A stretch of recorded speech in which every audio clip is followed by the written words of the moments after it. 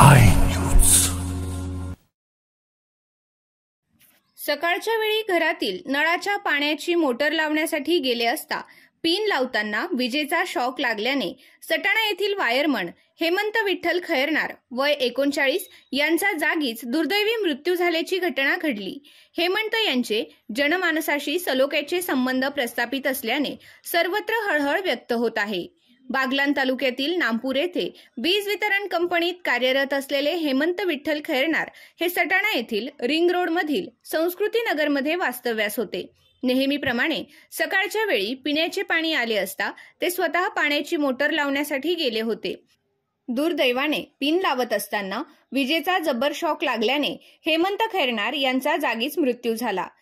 10 मिनिटे होऊनही मोटरमधून पाणी का येत नाही हे बघण्यासाठी त्यांची पत्नी घटनास्थळी गेली असता सदरचा प्रकार लक्षात आला। त्यांनी पती हेमंत यांना वाचविण्याचा आटोकाट प्रयत्न केला, मात्र उपयोग झाला नाही।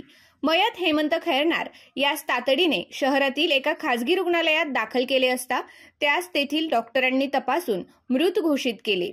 सदरची घटना शहरासह तालुक्यात सोशल मीडियावरून पसरताच सर्वांच्या मनाला हळहळ लागली।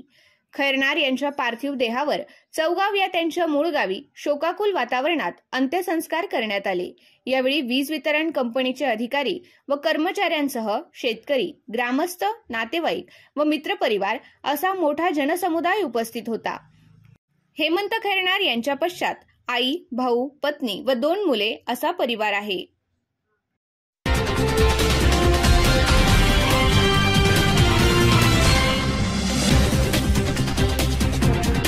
आय